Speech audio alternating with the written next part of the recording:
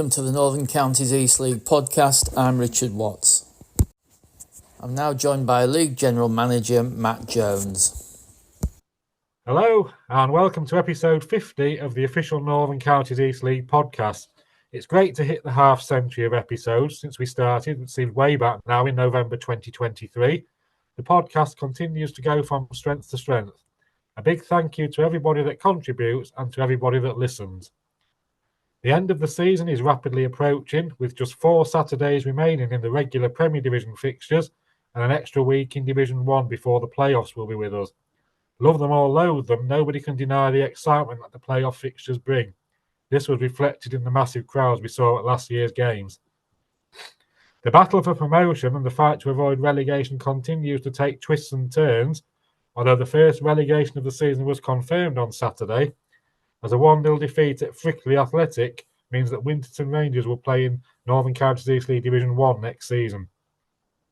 I was at that game, and I thought the visitors were somewhat unfortunate to take nothing from the game. Despite playing for 2/3 of the match with only 10 men, after receiving a red card, Winterton made Frickley work really hard to claim the points, with the visitors missing some good chances. A 7-0 home defeat for Goole against Handsworth leaves the Vikings seemingly doomed to the drop. Although they can still mathematically equal Frickley's points total, Goole will need to win their 4 remaining games, hope that Frickley lose their 4, and also overturn a goal difference that's inferior by 47. So they'll have to do that to have any chance of staying up. There's relief for Tadcaster Albion, who were safe despite not playing at the weekend. At the top of the table, Silsden remain 5 points clear with 5 games to play after a 2-0 win over Parkgate. Hallam moved above Golker United into second place after securing a hard-fought 1-0 win over Eccleshill United, while Golker were beaten 2-1 at home by Knaresborough Town. Thackley remained 4th and Albion Sports occupy the final playoff spot despite dropping points in a 0-0 home draw with Campion. 6th place Beverley Town are realistically the only side that can knock one of the current top 5 out of the promotion race. The Beavers are just a point behind Albion Sports after a 1-0 win against Pickering Town. It's fair to say that whatever happens in the remaining few weeks, Beverley have enjoyed a great first season at Step 5 after winning promotion via the playoffs last season. In Division 1, Horbury remained 5 points clear at the top after recording a 2-1 win at Glasshout and Welfare. Wakefield still hope to catch the leaders and have 3 games in hand and remain in contention after a 1-0 win against 3rd place Wombwell Town. That's 6 wins in a row for Wakefield and 22 games unbeaten, a run that stretches back to the start of October. Saturday's shutout was also Wakefield's 17th clean sheet of the season. They've overtaken Horbury now to have the most clean sheets. Brigtown remained 4th after a 2-0 win against Nostell in a game that was played at Winterton due to the building work that started at Briggs Ground. The plans for this redevelopment look very impressive, along with those at Goole where the building work's also underway, and we shall look forward to visiting when the work is complete. Wersbridge Athletic sit in 5th and final playoff place after securing a 2-0 win at Swallow Nest. Looking at the league table, several teams can still mathematically make the playoffs, but realistically only Dearne District or Ilkley Town are likely to make the top 5. Dearne's hopes took a knock on Saturday as they were beaten 2-0 at home by Louth Town, while Ilkley recorded a 2-1 win at Dronfield. At the bottom, Yorkshire Amateur remain 14 points from safety after a 4-1 defeat at Harrogate Railway Athletic. With games running out, they could be relegated this week if results go against them. It's been a difficult season for the Leeds Bay side, and it's telling that they've so far used 89 players in their league games. Currently, they're on a run of 12 straight defeats and 15 games without a win. On to this weekend, and we have all 42 of our teams in action, with 2 matches on Friday and the rest on Saturday. Thanks as always for your support. Whichever game you go and watch this weekend, enjoy yourselves.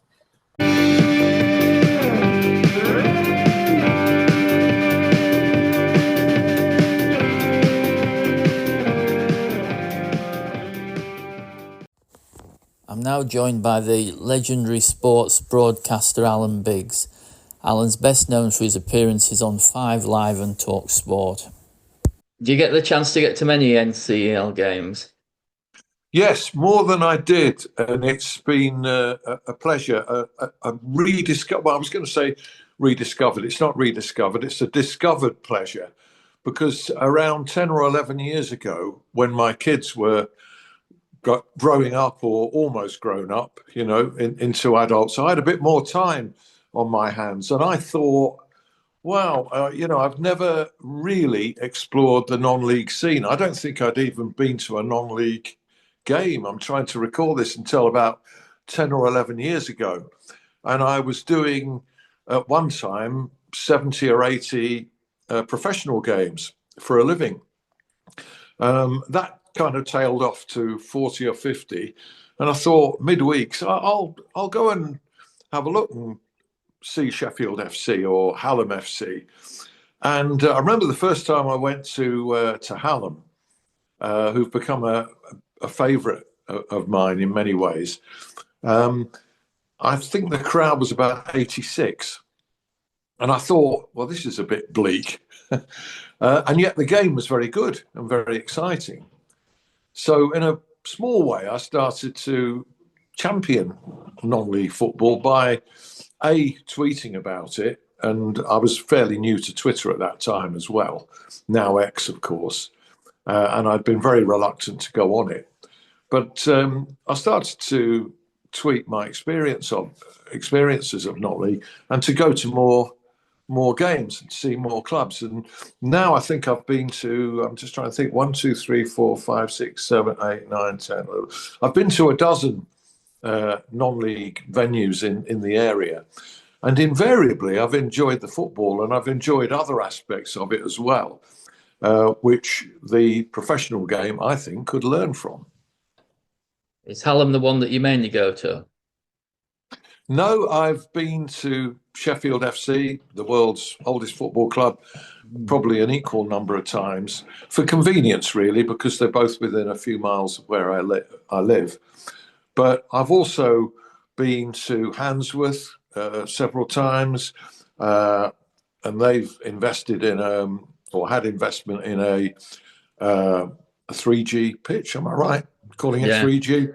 Which is a great innovation, really, because it can be a fundraiser for them, with teams training on it and the use of it during the week outside of matches. And it tends to keep matches on as well. Been to Penistone Church, where a good friend, Keith Hackett, is club president. I've been to one of the most scenic grounds in the country as well. I would have thought, for Penistone Church, when it's not a dark night and you've got the views and everything. Yeah, it's a great spot, but it's good when the visibility is good and weather's decent. But on a wild and windy, freezing cold night, it's not so good. Equally, Stocksbridge Park Steels, wonderful location in good weather, and a ground full of character as well. Where else? Dronfield Town. I've visited a few times, which I think is unique in that they are entirely volunteer based, and that includes the players and the manager. They tell me that nobody gets paid. They're all doing it. And when you consider the level they've maintained, and I know they've got a relegation fight on at the moment, I think that's to great credit and shows what can be achieved. The players are doing it for the love of it, as is the manager and coaches and people behind the scenes there. Where else? Swallownest, the Swal Zero Stadium. I was just intrigued by that. I had to go and find out. And again, a place full of character. Parkgate, far side of Rotherham from where I live, been there. Maltby Main as well. All of those clubs that I mentioned are members of NCEL, apart from Stocksbridge, and other grounds sort of outside of your particular orbit. I've been to Staveley, Worksop Town, Retford United, and always found a friendly environment, a welcoming environment. And I believe that where I said earlier that the professional game could learn a bit, it's going back to the roots of the game and the way the game should be. It should be hard but fair, there should be no blatant play acting and cheating. There should be no players going down holding their heads when there's been no contact with their head whatsoever. There should be no attempt to con referees. There should be no hostility within spectator part of the stadium. Okay, there's an edge, and you'd want an edge to a game. And it might be due to the fact that the crowds are relatively quite small. But you don't feel when you attend these games that there's any element of hatred between supporters of the two clubs. You don't feel there's any hysteria in terms of, bad results, meaning shouts to sack the board or get rid of the manager. There's a balance on it, and you get the feeling that most spectators are there to see a good game of football, win, lose, or draw. I think the other encouraging thing is that since that first game that I went to at Hallam, 80-odd spectators, I mean, you can times that by 10 and more, the crowds they're actually getting at the moment. Remarkable. Over 1,000 in several instances. And you ask yourself why that is. Well, I think it's to do with the friendliness, the welcoming in.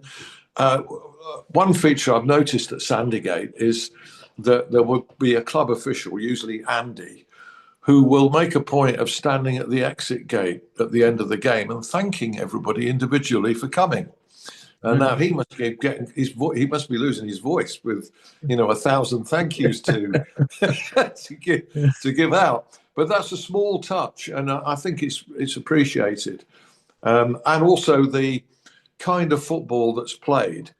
One thing I noticed very early on with non-league is that many teams will leave 2 and sometimes 3 players out upfield when they're defending a corner. I thought at first this was peculiar only to Hallam, whose mode of play is very attacking. I mean, they've scored well over 100 goals this season in all competitions. But I've noticed it quite routinely that coaches will say, okay, we want this game to be fluid. We're going to leave players out. And of course, that means that the attacking team can't commit every player into the area. As a result of that, you get less of this obscenity of the professional game, all this wrestling, this grappling, holding and pulling, which is a blight. Don't get me started on it. It's a blight on the game. It's an eyesore. It's meant to be football, not handball, as Keith Hackett, my friend, would often say. And so you get this attacking mentality, and I think that helps lead to a very entertaining spectacle. So all in all, I've become a bit of a fan of non-league football. And as I say, I think the professional game could look at it and say, hey, this is the way we should be. Albeit that you can't, obviously, you're not seeing the level of skill. I was going to say, what do you make to the standard? Do you think the standard's getting better, or what do you make to the standard? I think it's probably will be on a plateau, really, because and I think it's good, while ever players can't be full-time, you're not quite going to kick on to that level of improvement. Although you do see players, and you look at them and you think, wow, you should be in League One or League Two. You've got the ability. And you get players who've been with professional clubs around here, Sheffield United, Sheffield Wednesday, haven't quite made it, and they drop down. And you can see why those clubs attempted to bring them on in the first place. They've got the skill and the attributes, but there's so much more to it, isn't there? There's physique, strength, mentality, and sometimes when you're watching games, you can't actually tell what a player's character is like. But the very fact that they're dropping down to play at this level means that they really love playing the game. So I think all in all, it's pretty entertaining, and I think clubs can be proud of what they're producing. And it's good to see crowds at the level that they are. I think it surprised everybody. I mean, that like they had 1,000 against Sills, didn't they? 1,000 for that Sheffield FC Hallam Cup tie. Yeah. Just unbelievable, isn't it, for this sort of level? Well, they had 1,500 for the Sheffield FC That Cup was a tie. 1,500 for that. Yeah, it Wow. was. Yeah, God. yeah, You wouldn't doubt they got yeah. them all in. Were they all over the cricket ground? Yeah, there were. That's the first time I've seen spectators circling the Yeah. ground. Yeah. Yeah. Amazing. Amazing. And just talking generally, how did you get into sports broadcasting? What was your story? My story is like a lot of journalists and broadcasters. If you can't be good at doing it, then try and be good at talking about it. Yeah. Very early on, I'm not going to be a professional footballer, am I, or a cricketer? Because I like cricket as well. So, what's the next best thing? And I was a bit nerdy and used to write my own reports on games from the age of about 12 or 13. Chesterfield was my local team after my family moved from the deep south, born in Kent, moved to Chesterfield. So I started supporting them and would, not realizing the value of it at the time, would write match reports. And it led to a career, as I say, it led to my hobby becoming my job. After a tough first year working for the Derbyshire Times in Chesterfield, where I was a general news reporter, a bit of a dog's body, really, writing obits and wedding things, and thoroughly boring, but a very good sort of discipline to learn. And then I became sports editor of one of several experimental TV stations which opened in the 1970s. Sheffield Cablevision, I don't suppose anybody remembers that. But we had a staff of 20, 25 people, and we produced programs, and I presented sport. And we went out to a fifth of the city of Sheffield who had TVs on the British Relay Network. It was piped TV. So that closed 6 months after I joined them. Might not have been a coincidence. And then I managed to get a job at Radio Hallam.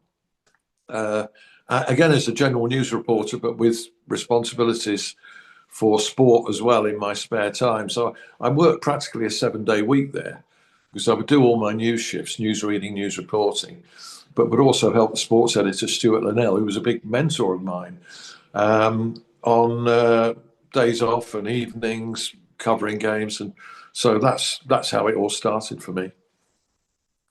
If you had to pick a couple of games out, what have been a couple of games that your favourite couple of games? Not always. Well, yes, I suppose favourite couple of games. Sometimes the team you support and your work overlaps. So Chesterfield's FA Cup semi-final against Middlesbrough at Old Trafford. I was a Middlesbrough season ticket holder at the time. Were you? Yes. You're the wrong bloke. I shouldn't be talking to you. How on earth have I We certainly agreed had to some do? good fortune that day. Yes. How have I ever agreed to do this? You should have told me this beforehand, and I would have said no. Well, that game was kind of work and pleasure, or pleasure and work, although heartbreak was intermingled in with that.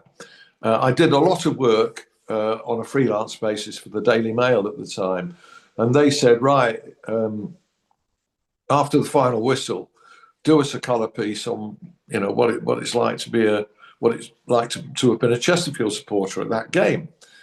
So I went there knowing that I was going to put a piece together, and ordinarily I would sit down and painstakingly get my thoughts together and write it out. But on this occasion, and obviously deadline was part of the factor because it was Sunday afternoon, and they want copy, as we call it, in as early as possible. I literally ad-libbed it on walking to the car. And in those days, people didn't work on laptops. We had copy takers in an office, and you would pick up the phone, you dictate to somebody there. And I found it the easiest piece I've ever written in my life, because I just spoke it from the heart. And when I saw it in the paper, I thought I was quite proud of it, because I thought even if I'd sat down and gone through the normal processes, I wouldn't have been any happier with it. But yes, that day, and I took my son, who was only 10 years old, to that game, and he started to support Chesterfield as well. And I remember he was crying, at one point when we lost our 2-goal lead and it went 3-2. And then, of course, came the Jamie Hewitt header at the end, which gave us a complete somersault of emotions. And it was hard to know what to feel. And although the subsequent conversation has always been about the over-the-line goal from Jonathan Howard that wasn't allowed, that would have made it 3-1, and I'm sure would have been a killer for Middlesbrough. At the time, it was more a case of you thinking, how did that not go in? And you're not aware that the ball has evidently crossed the line. You just don't know. So it was only in retrospect that you start to think about that particular moment, and how David Elleray seemed to cop out, to find something to disallow it. But Middlesbrough were a team that at the time, I did a lot of work around that time for Radio 5 Live, and the BBC are not very good at geography. So I would find that the Northeast clubs were on my patch. So I would regularly go to Newcastle, Sunderland and Middlesbrough. And I have to say, in deference to you, and what a joy I found in covering Middlesbrough at that time. I cannot understand how they got relegated from the Premier League. I watched any number of brilliant exhibitions up there from Juninho and Ravanelli and Emerson. And how that team got relegated, even to this day, I have no idea. It was so entertaining. But yes, we should have beaten you. And at 2-0, I remember this. We'd taken the lead, and then we got a penalty, and I thought, score this, and we're at Wembley. And Sean Dyche stepped up and belted it in.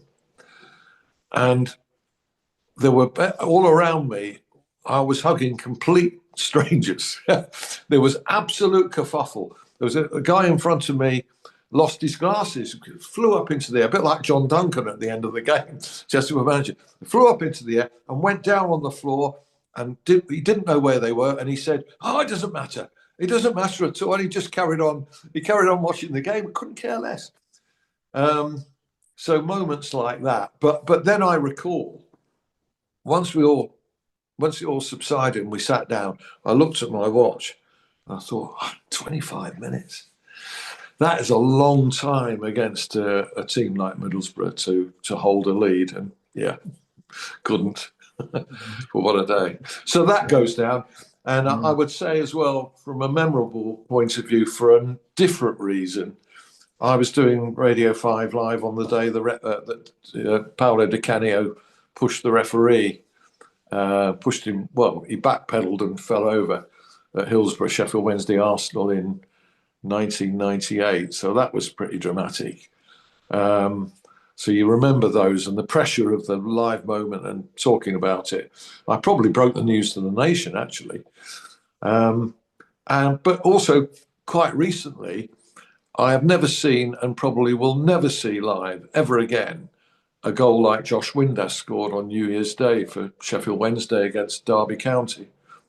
And I was lucky, although I was doing sporadic reports and being handed to for updates, I was lucky to be on air precisely when it happened. So that will stay with me as well. Who's been the best manager to interview and deal with? They've all been. I mean, the beauty of it is they're all very different, and it's amazing how a particular job can be done. You tend to think, what's the caricature of a football manager? Well, there isn't one, because they're all so very different. You get the quiet ones, you get the outspoken ones. I suppose my favourite over the years has been or was Dave Bassett, a blunt Cockney character with a very sharp sense of humour. It was never dull. You always knew that when you spoke to Harry, as everybody called him, that you get something, that there would be something interesting. So really enjoyed relationship with Dave Bassett, which has continued to this day. There aren't many people in football that you can genuinely call friends, because there's a slight divide between you. There isn't the hostility that people imagine that there is between reporters and managers and players. There is at times, a bit of friction, but there isn't quite the histrionic drama that people imagine there to be. And in many cases, there's great mutual respect, and it can occasionally become a friendship. And Dave Bassett and I ring each other, have done, since the time he was at Sheffield United. Enjoyed dealing with Ron Atkinson as well. Again, I wouldn't say we're friends, but Ron's somebody that I could ring up even now. Trevor Francis was another good one, but again, such for different characters. Dave Bassett and Trevor Francis, can you imagine, both managing in Sheffield at the time, can you imagine two more polar opposite characters than those two, really?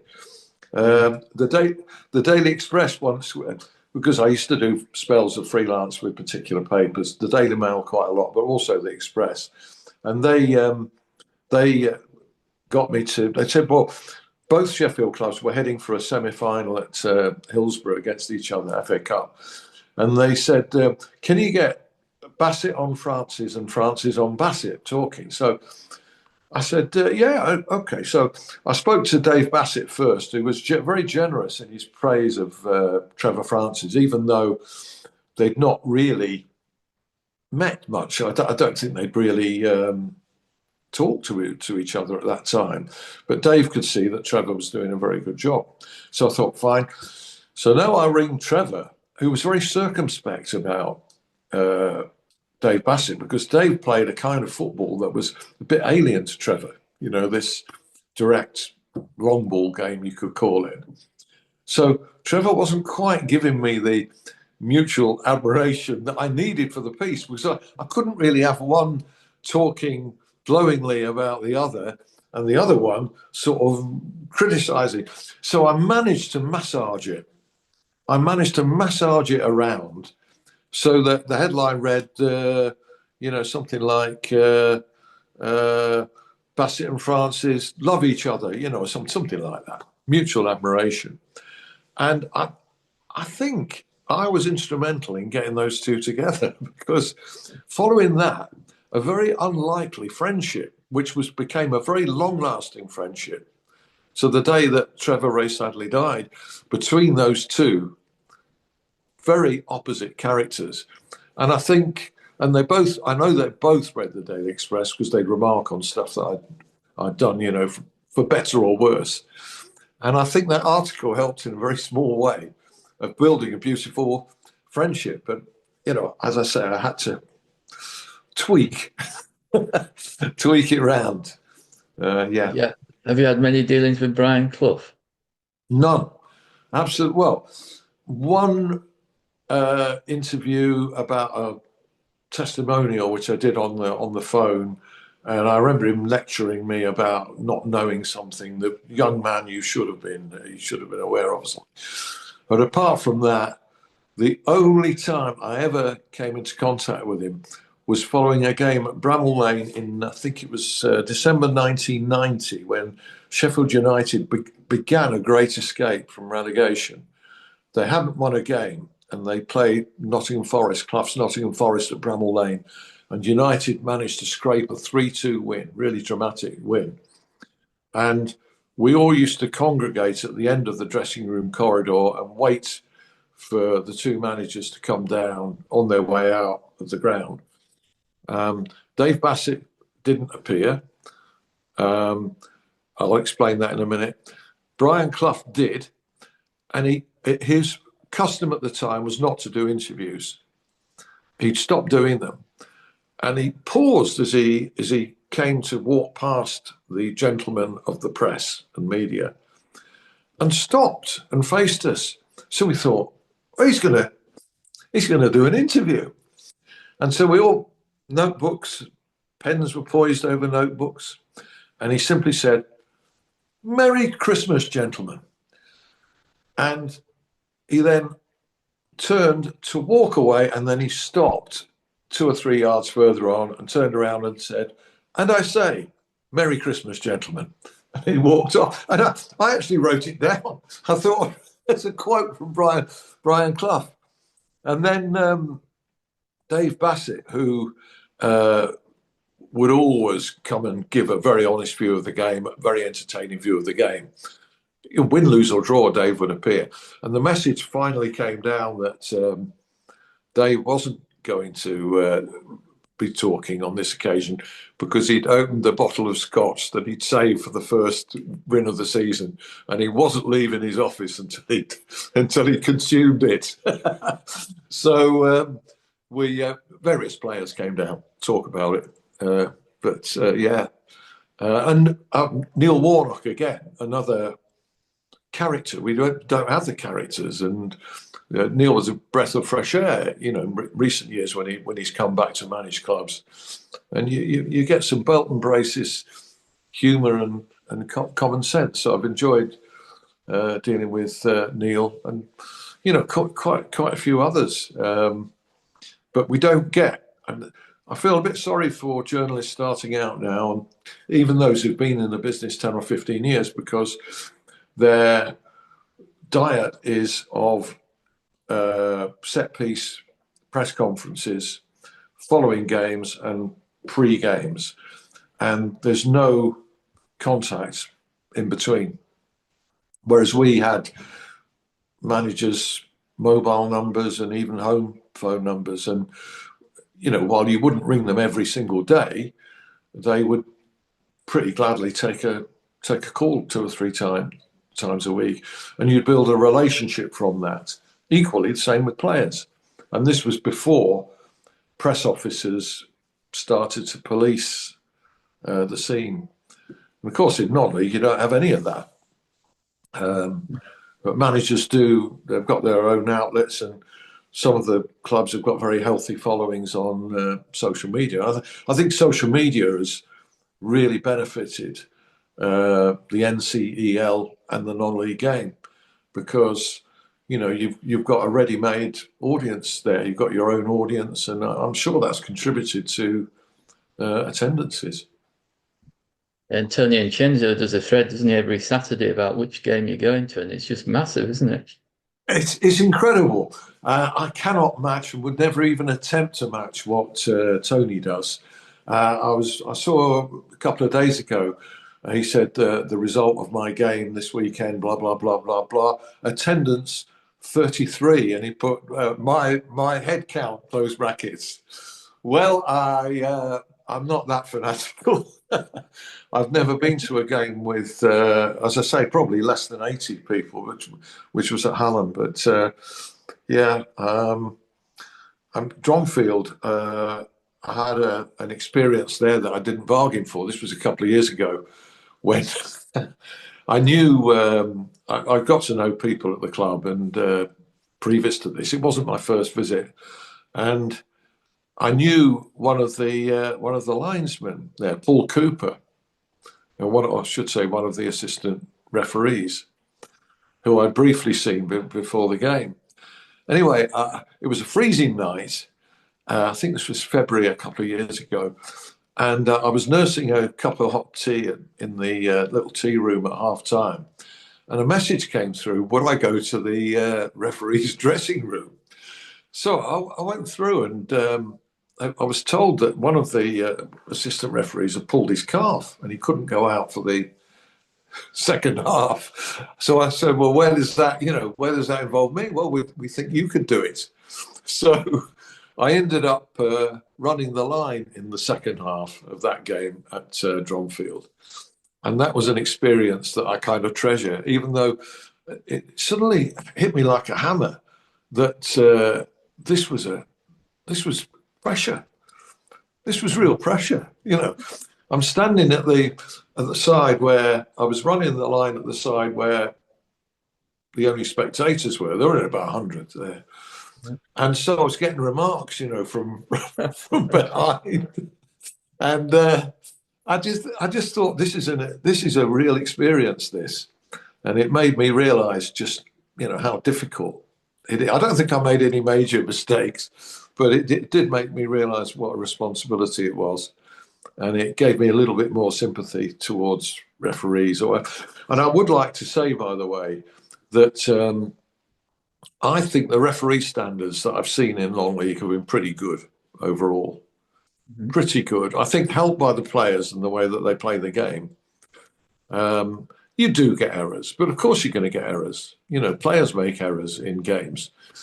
But somehow or other, we've got to eradicate the culture that referees are old middle-aged gits who are there to spoil the fun of spectators.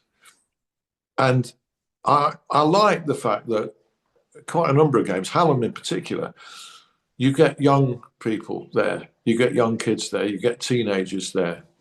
And I've noticed that at several clubs I've been to. Retford United quite recently, they had about 15 kids who were about 12 or 13 sitting in a pocket quite close to me. And I've noticed that they will, if the referee, and I've noticed this at Handsworth as well, if the referee makes a contentious call, it may not be a wrong call, but if people get a bit aerated about it, these young kids will start chanting, "You don't know what you're doing, you don't know what you're doing." So they're not really to blame because they've grown up in this culture where it's assumed that the referee is somebody who's anti-entertainment. And when in fact, without him or her, there wouldn't be a game. Yeah. So somehow we've got to break down that cliche of saying that, the referee doesn't know what he's doing, get him to Specsavers, And I know most referees come into it with a sense of humour and knowing that they've got to take this. But should they? Should they really? Because it festers into something far more sinister when you get to the professional game and even the grassroots game, where people can resort to violence against them. And so I don't know how we do it, but it needs addressing. And we've got to get to the kids first of all, I think, and maybe start an education program in schools to explain what referees do, what they're there for, how highly trained they have to be, explain to them how they will make mistakes because they're human beings. Can we get that into an education curriculum so that we can change this perception?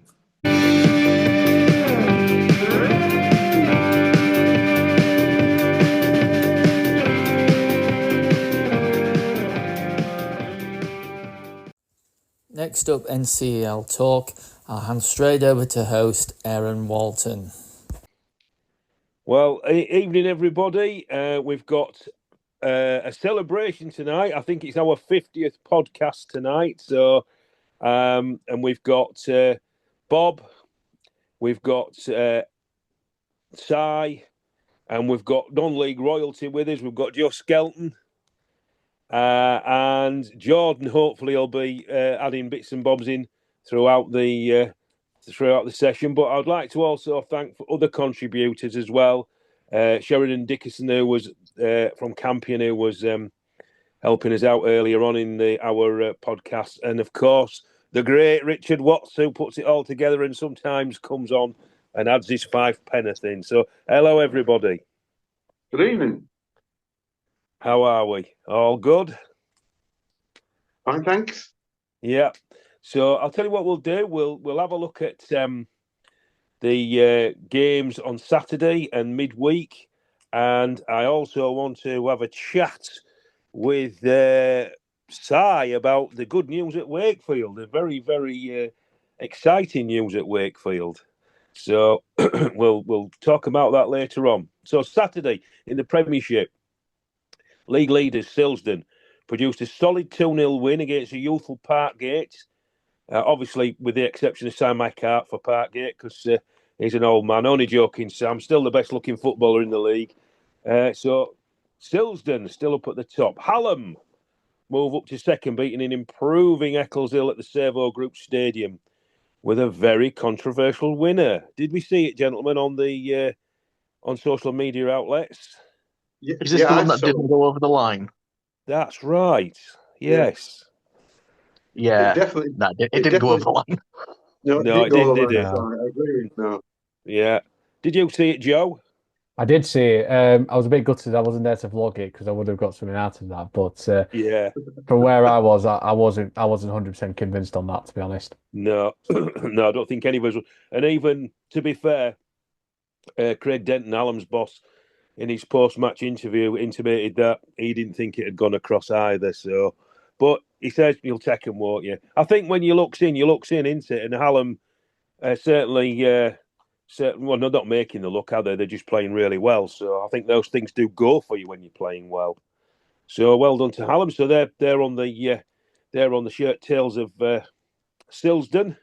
Golka, they dropped a place in points, losing out to that hard to beat Knaresborough Town team, who were really looking good now towards the end of the season. A very late DeSantis goal, giving Knaresborough all 3 points. Apparently, it was a bit of a tasty game. I don't know. I don't know if anybody saw that, but apparently there was mutings that it was quite a fruity game there, with the referee possibly losing control, but we don't know. Thackley didn't play, did they? So could Albion Sport and Beverley take advantage? Well, a Bradford derby with Campion saw a goalless draw, and Beverley Town beat a really good Pickering Town team 1-0. Elliot Andrews, 55 minutes, was all that separated the two. I've got to note a good crowd again there, gentlemen. 422 at the Norwood. They keep packing them in, and it's a simple formula, isn't it, gents? Keep winning, bigger crowds. Simple as. So, good for the good people of Beverley to come out and watch the team. Handsworth move up to 8th with a comprehensive win at the VPG. Bob, I've got to come to you. I mean, you couldn't keep that good form going, and as we obviously listeners won't see, but seeing as you beat Barton, I said I'd put a Goal Town top on, Goal AFC top on, and I certainly have. I've not broke my promise, so there you go. I didn't know you had one, so well done. Oh, but Jay bought it at the club shop, my son, last season. So, very good, very good. There you go. Well, so, Bob, how did it go? Well, shocking, horror, dreadful. Because it was the same team, bar one change when we played Barton the previous Tuesday, and we played well because you and Richard saw that. We played well, yeah, really well. So, Viking supporters, we went there on Saturday, hopeful, because you never know which team goes going to turn up. And up to 23 minutes, it was going well, 0-0. Then at half time, it was 4-0 down. And then after half time, up to 77 minutes, it was 7-0. And to be quite honest, the way we played, it could have been 10. Wow. We just crumbled. As our manager said afterwards, we just crumbled. So how you can go from a good performance to what we saw on Saturday, well, it's beyond words, really. I felt sorry for our supporters because we had some bad results at home, but that was probably the worst one this season. And we, of course, we had a match sponsor. And every time we have a match sponsor, I always invite them before the game to do the Gooley FC Man of the Match. And we cancelled that because you couldn't give an award to such. It's embarrassing. It's just embarrassing, really. Yeah. I was going to say, we did work the keeper. Sorry. Yeah, I was going to say, like, when I was there at the Barton game on Tuesday, and I thought I was really impressed how, you know, the work rate was very good. I thought took the goals well, and when I saw the result, I was really surprised the fact that it's just gone. It went completely the other way. Yeah, I think it's when we go behind one or two goals, the confidence seems to ebb away. And but don't get me wrong, we did work the hands with keeper Dylan Parkin, ex-school player. All ex-school players all seem to play well, and he made some good saves. But no, it was a day to forget, really. So we wanted a reaction on Tuesday, which we'll come to that when we do the midweek fixtures. Yeah, so that was goal. I'll come on to Barton Town. Obviously, Goal beat Barton Town in midweek. Barton going through some wretched form at the moment, a real bad run of form. We lost out to a well-drilled Rossington team, 2-0. It was a strange game. Not a dirty game, but I saw one red, and I think it was 4. I lost count, possibly 5, in the sin bin, which not all at the same time, by the way. Well, it spoiled the game in some respects. I mean, I know a sin bin's there for dissent, but sometimes the players they don't help themselves, do they? But then when a player gets sin bin for just asking him why he's give that decision, it's beyond me. So I think thought it was supposed to be for like foul and abusive language and that sort of thing. I thought, yeah, I didn't think it was for something like that. Well, I did. Is it a loose description? He possibly added some fruity words into that, Si. Right. You know what footballers are like. It's industrial language. You're going to get it on a pitch. You're going to get it at football. I know it's not the best thing in the world, but you just sometimes think we've come to see a game here, and sometimes it's all right. Oh, if you're arguing with the referee, but sometimes your referee got to just get on with the game. Just be quiet and get on with the game. But hey ho, that's probably me. But I think it's becoming a confidence thing with Barton now. No wins in 5. They're making plenty of chances, but just not putting them away. And then they're a little bit shaky at the back. So I think I can't wait for the season to end for us. It can't come quick enough, I think, really, for Barton. Rebuild and restructure for next season, I think. But the lads will still keep fighting. There's no sort of downing tools. They're still trying hard. But as I say, I can't wait for the season to finish, really, for Barton. On to Bottisford. Got a strong draw against Penistone Church, who've been on some decent form lately, 1-1. And I'm sad to say that Winton Rangers lost away to fellow strugglers Frickley. I think it's about relegated them, hasn't it, gentlemen? It has, yeah. Frickley are safe now, aren't they? Because I've got a mate, Chris, that's a Frickley fan, and he was quite happy texting me on Saturday. Unfortunately for Bob, I had torn loyalties because obviously I'd had a friend in each camp there, so I was gutted for Bob, but pleased for Chris that his team have stayed up. But I think that's doomed the other two teams, hasn't it? I was gutted for myself on Saturday night. Oh dear, never mind. Well, let's go on to Division 1 quick. Please. So, Division 1, top of the table, Horbury Town away to Glasshoughton. Who did Horbury get a 1-0 win there? 2-1. No, 2-1. 2-1, sorry, 2-1. I'm thinking of Si's team there. 2-1. So Horbury are doing it all right out there. They're winning at home, so well done to Horbury. Second place, right. Here we go. A man who's probably there. I've seen the photographs. A tough game at home to rivals Woolwell Town side, 1-0. It was a good battle. I mean, it was everything you kind of want from two teams at that sort of level. Made even more so once the referee had dismissed a player for each team. Oh heck! Both quite. From me watching it from the stands, justified. I interviewed our assistant manager afterwards, who thought they were both a bit harsh, so they're kind of both a bit open to interpretation. One was for a lunging high tackle, which can sometimes be yellow, can sometimes be red, and the other one was for pulling a player down on a long ball, sort of a counter attack. That was our guy, and he pulled sort of a player down, but there was a covering defender. If you look at the video, but it was deemed to be last man, so. Yeah, it's whether he was last man or not. Ref thought he was, so give him a red. So yeah, either one could be argued. But that really opened the game up, give everyone more pitch to play, more ground to cover, And both teams threw the proverbial kitchen sink at each other. And we got the winner with set piece, corner, free kick on the right hand side, floated to the back post, and our centre back Chris Salt headed in at the far post. And I was very, very happy with the win there. And what was the crowd? It was a decent crowd again, wasn't it? 420 something from memory. Yeah. 437. 437. It's on the Oh, screen. stato there, Bob. Well done. Chris Salt scored. It was a good header. I saw the goal. But, Si, you need to get them goals tied down a bit better. Yeah, they moved a little bit, didn't they, with that one? Just a bit. It looked like, it's. I think the goalpost moved back about 6 inches from getting clattered at the same time. Yeah, I don't think it affected the game at all. But anyway, great win for Wakefield, and it's going all the way down to the wire, isn't it? With you and Horbury, and possibly, I don't know. Has any other teams could get in there? Do we know? I mean, Woolwell were, but now they're level on games and.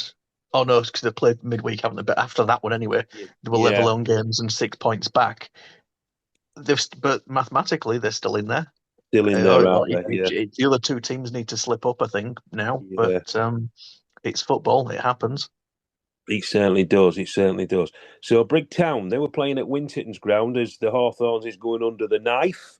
A new pitch being laid by whoever's laying the pitch. But they beat struggling Nostell 2-0, didn't they, Brig? So Brig are sort of still floating around those playoffs, aren't they? Wasborough had a good win away at Swallownest, 2-0 at the Swell Zero. Keelan Grist with a couple. So Wasborough, again, having a really good season after a few seasons of sort of underperforming. They really have performed well this season, I think. Have you seen them this season, Joe? Yeah. Yeah, well, I was there last night, which of course we'll get onto onto the Wednesday game. But it's been interesting the times I've seen the season was because I remember seeing them earlier this season against Brig, and Brig absolutely took them apart. And at the time, Brig, I thought, yeah, they could be a team that could, they'll finish in the playoffs. I mean, I still think they are a dark horse to go up. Because they are a good side, I think. But then when I saw them in the reverse fixture and Wasborough won 3-2, and it was a very, very good win away from home because Brig had the chances. I think they hit the post twice, and then Wasborough got a late winner. And I remember saying to Lee Morris after the game, I said, that's a very good scalp you've taken from there. I think whether they'll finish in the playoffs, I think there's some good teams that could get that last playoff place. I mean, I think for Wasborough, I think it's their consistency. I think if they can be consistent towards the end of the season, I do think they'll get into the final playoff place. Yeah, they've just got to be got to have a good performance at the weekend against Wakefield. That's what it's going to be. That's going to be a great game, that one, isn't it? So that's it, Wasborough. Ilkley Town in their inaugural NCEL season looking strong, aren't they? They beat Dronfield 2-1 at Dronfield's Hitchy Barnes Stadium. So good win for Ilkley. Durnan District losing out to a surging Louth Town. The White Wolves putting 2 past them. I think it's no surprise to me that Louth Town are having a good run because I don't know if you've seen, you'll know, Joe, their recruitment's been really good, hasn't it? I mean, mate. Yeah. I mean, to get the likes of Owen Davey, Callum Lovett, Brodie Robertson, Jack Barlow to the club. I mean, they're all they've played above that level and above again, haven't they? I know Callum Lovett was at Grimsby Borough and Brodie Robertson's been at Grimsby and Cleethorpes. I think the geographical place, I think the geographical area where they are, I think you've got Grimsby Borough is not too far, Skegness is not a million miles away. Yeah. You've got Gainsborough, which is just down the road. So if they want to pull a few players, they're kind of in a not a bad area to bring some players in. Yeah, well, I was going to go on to geographical location and players a little bit later, so that's a good tie in there, Joe. So that's Louth. Louth beating Durnan District, so it's a good win for Louth. Selby Town drew 2-2 away at Athersley Rec. South Leeds beat Appleby Frodingham 2-0 away to continue their topsy-turvy season. South Leeds, they win 1, lose 1, win 1, lose 1, don't they? Maltby Main dropped a place, but still got a creditable Desmond, as you would say, Joe. Yes. at Clubthorne Colliery. For those who don't know, it's 2-2. Henry Parr opening up the scoring for Clubthorne Colliery. A lad who I know has always plays with a smile on his face and looks about 12 years old. And Ash Flynn doing what Ash Flynn does, scores 2 goals. So at the bottom, unfortunately, Yorkshire Amateurs stay rooted to the foot of the table, losing 4-1 away at Harrogate Railway. And Armthorpe Welfare beat Shelley 2-1 at the Marafalcon Stadium. So Armthorpe picking up a bit there. So midweek, let's have a look. Midweek. So 2 League Cup games, didn't there? Did anybody go to these cup games? I know Adam Gittins did, but it's not available. I saw the Beverley on the YouTube that Adam did. I mean, Beverley went 3-0 up.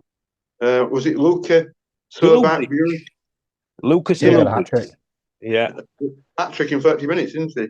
Yeah. And they were 4-0 at 4-0 at half time, and then Rossington come back a bit in second half, a bit of a mini fight back to the end, made it 5-3.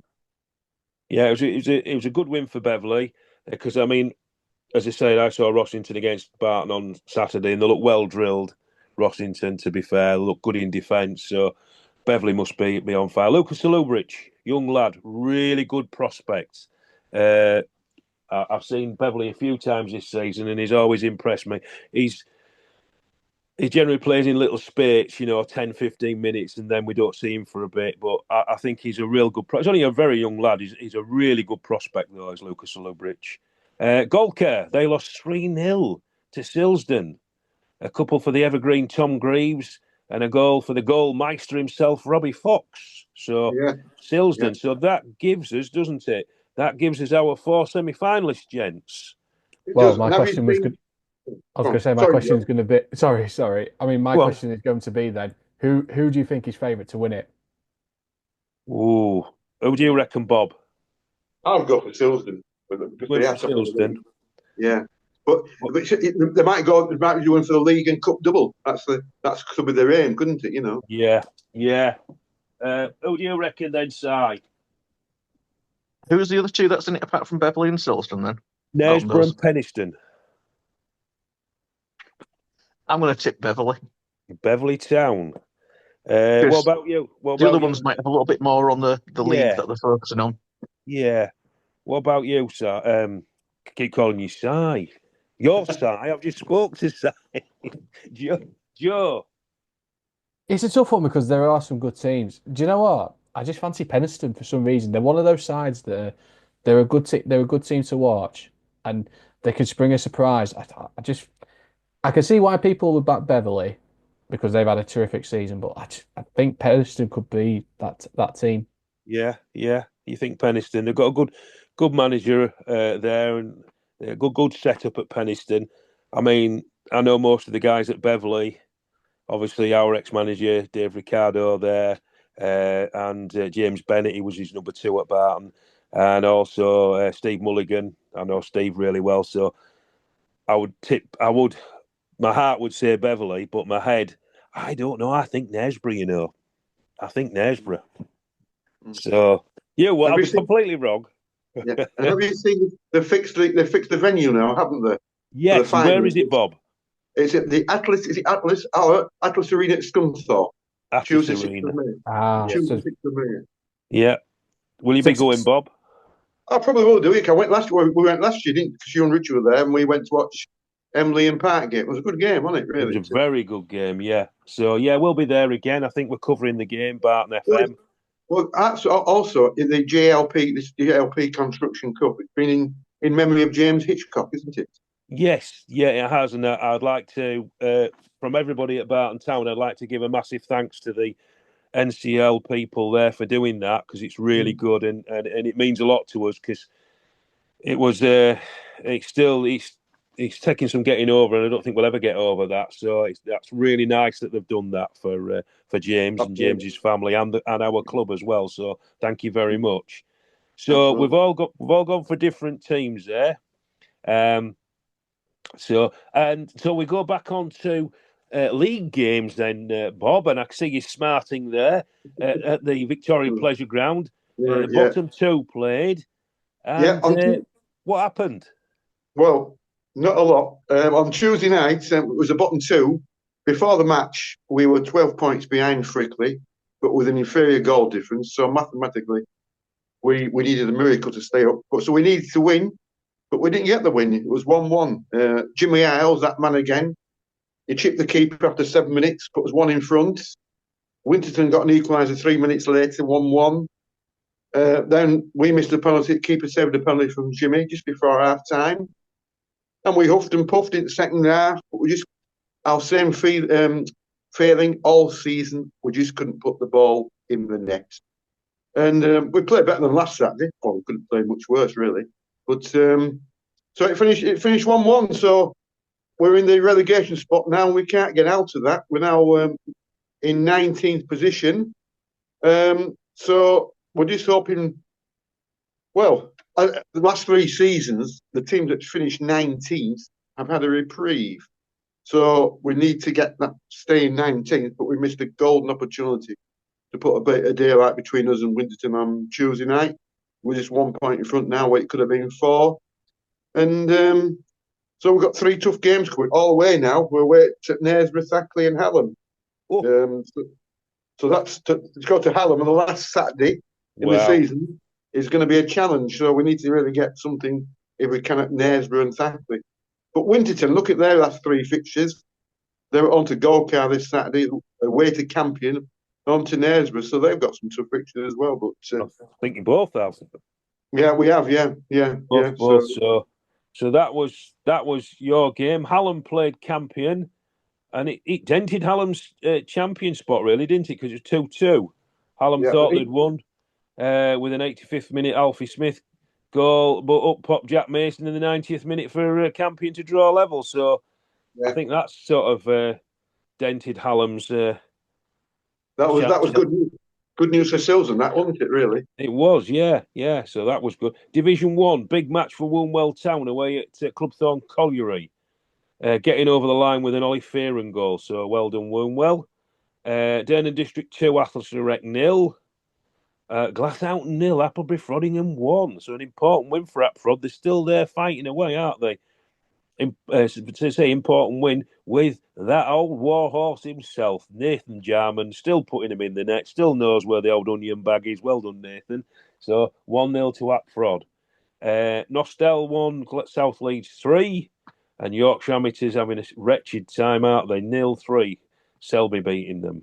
So I'm just going to say, I forgot to mention, because Sarah will be interested in this. When we played Winton on Tuesday, we had Mark West play for us because he's on dual registration. So he came back to just play for that one game for us on Tuesday night. So who was he dual regged with, Bob? With Retford. He went back to Retford, but we still had a dual reg. So he played for Retford on a Saturday, but he played for us on Tuesday night. So which was good because Gavin Allett was injured. So right. So you got your point anyway. So Wednesday, could Wasborough leapfrog Brigging Town into 4th with a tough home game against Harrogate Railway? And what did the game end? 1-0. 1-0 Harrogate. Yeah, 1-0 Harrogate. Yeah, 1-0 to Harrogate. So they missed the chance, didn't they?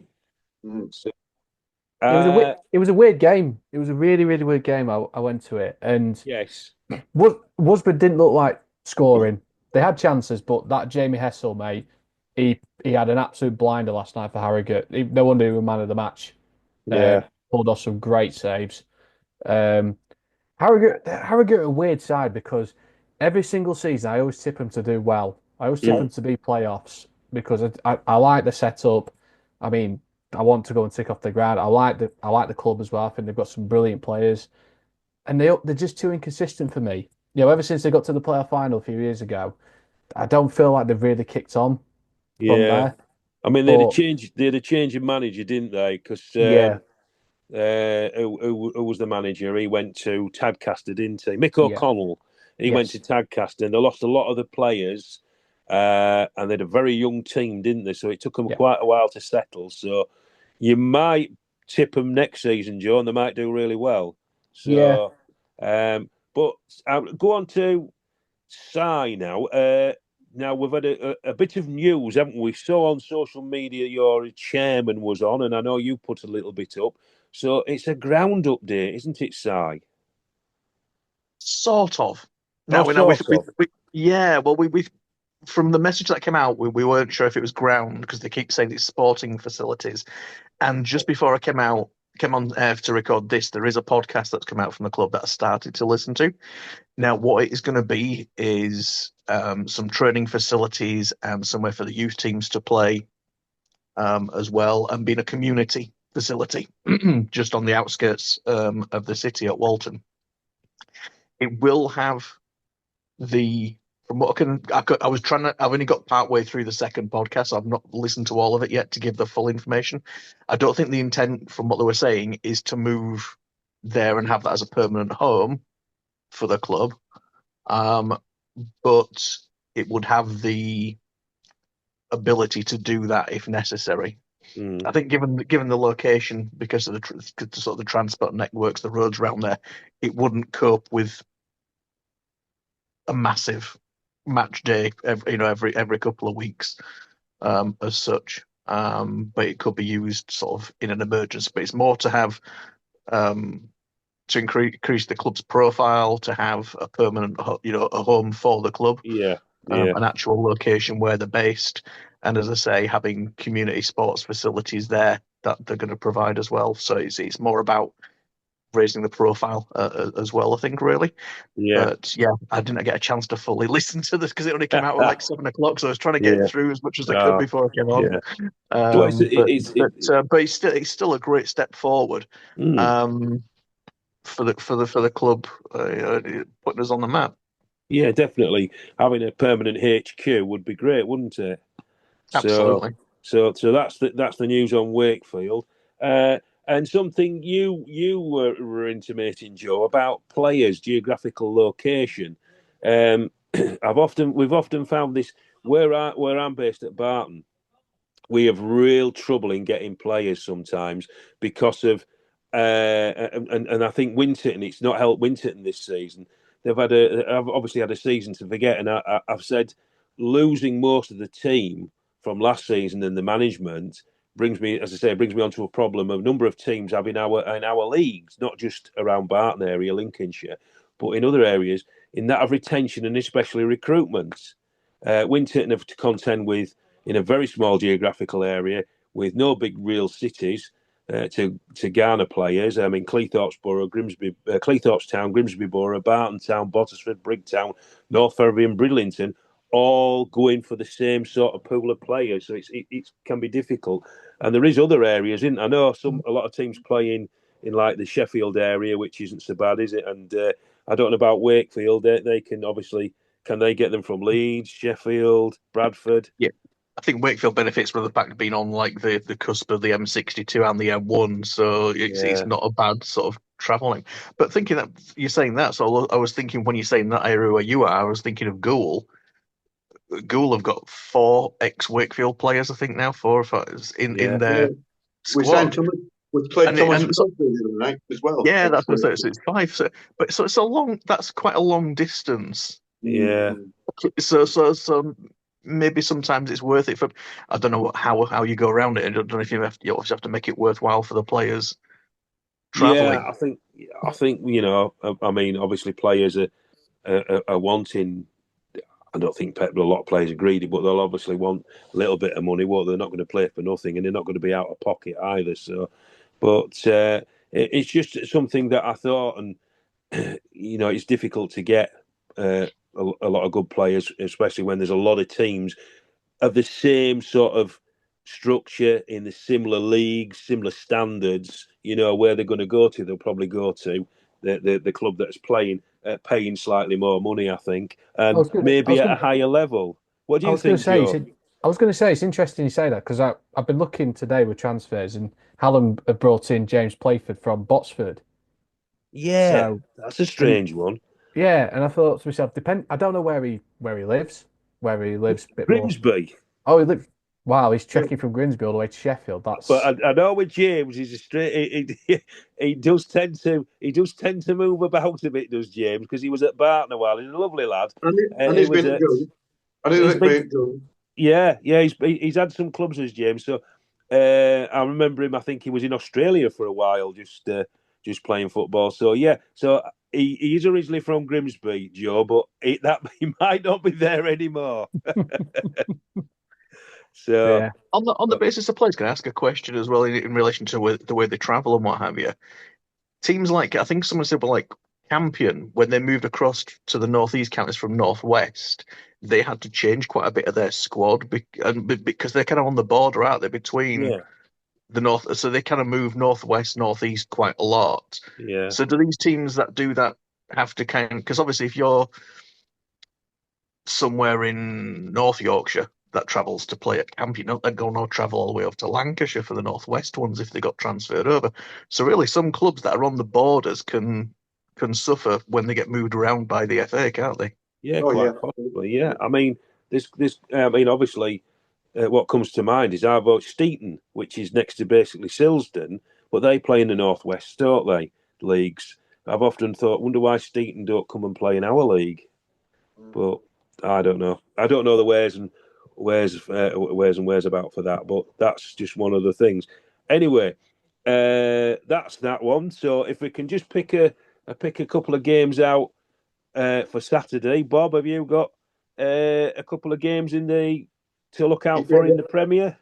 Well, we're at Knaresborough, so it's always tough when you go there, isn't it? You know, Incredibly tough place. Yeah, Winston, Golcar will need to win after the defeat at home to Knaresborough last week, so they want to get back to winning ways. Hallam at home to Frickley, so Hallam will want to keep the pressure on there, won't they? So yeah. So and then Silsden at home to Penistone. So that'll be a tough one. Yeah, that'll be a tough one. Yeah. Any outstanding ones in Div 1, gents? We've got a trip to Worsborough, which again it's a bit like that Knaresborough thing. It's a difficult place to go. I don't know. Harrogate got a win there, but they're very tough at home. And then we've got Ilkley midweek as well. So there's two teams that are looking at getting to the playoffs. So that's two tough matches. I can see Horbury are at home to Harrogate Railway. Obviously Harrogate off the back of a good win at Worsborough. Yeah, so that's at the top of the table. Yeah. So are you going to any Joe this weekend? Have you got any earmarked?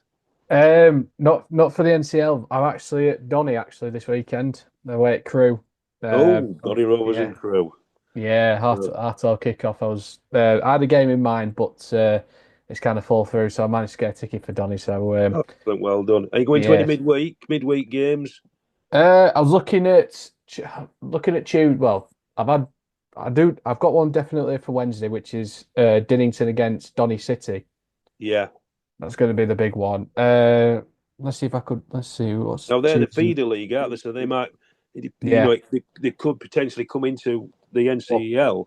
Well, both have applied to come into step 6, so it'll be interesting who picks from Central Midlands. But I think looking at Tuesday night, potentially I might go to Hallam against Stocksbridge in the Chef Hallam County Cup. County Cup, yeah, that's looking good. So on Wednesday night, just in the Prem, Silsden away to Eckershill, so so we might know more after Silsden played 2 games where they stand in the league. You know, like Wednesday. Almost a derby, that one, because Silsden are just on the edge of Bradford, aren't they? You have to go through Bradford to get to Silsden, so we could almost call that a derby, I suppose. So, I mean, I'm at Bradford on Saturday with Barton. I don't think we'll get anything from Campion. Be a long ride home, I think. But what do I know about football? You never know. It's a funny old game, as Jimmy Greaves used to say. It certainly is. So I don't know if we've got any time for our team of the week. If we can rush, can we get one off you, Bob? Team of the week. Well, my team of the week, I suppose, I would have to go for Handsworth because they could have had double figures on Saturday. You know, I mean, yeah. So if any team scores 7 goals away, it's a feat, isn't it? You know, it's without reply. It certainly is. So that's all. Joe, have you got one team of the week? For me, Harrogate Railway, I thought they were very solid defensively on Wednesday, last night against Worsborough. And like I say, Jamie Hessel was absolutely superb in goal. So for me, I think they've got a great defensive, solidarity going forward. And you never know, they might have a decent run to the end of the season. Brilliant. So that's a good choice there. And Si, what about you? Frickley, sorry, Bob, but that was a vital win for Frickley. They needed the win to get to secure safety, and they did. When you pull out a result when you need it, then that's a team of the week nomination for me. That's your team of the week. Well, I was going to go for Gull, but because they beat Barton, but then look what happened to them at Handsworth. So I think I would have to go for Silsden. Produced a solid 2-0 win against Parkgate. And I thought Silsden might have faltered a little bit, but they're not, are they? So, like we said, they might be going for the League and Cup double. So, you never know. So, did you mention about Goldcow on Wednesday night semi-finals in the West Riding Cup? They're on to Pontefract Collieries on the Wednesday night. That'd be a good game. So I think Golker have had a reasonably good season, haven't they? Well, not reasonably good, very good season. Very good season, yeah. To be honest, it's always a tough place to go. It's always a warm welcome there at Golker, and they're always doing little bits and bobs around the grounds, like most clubs at our level are. Aren't they? Always doing bits and bobs. So it's nice to go. Have you been to that one ground, Bob? At Golker, yeah, I've been 2 or 3 times. Yeah. And it's lovely scenery as well, because the cricket field next door to it, isn't there, as well, Oh, so, yeah. I think if we're going on scenery, though, I think you've got hard pressed to beat Silsden and Penistone Church for scenery. Oh, yeah, absolutely, yeah, absolutely. So they're me. Well, all it leaves for me to say is thank you very much for everybody for coming on tonight. It's our 50th podcast. Hopefully another 50 and many more. And for our one listener out there, Bob, as you know, thank you very much for listening.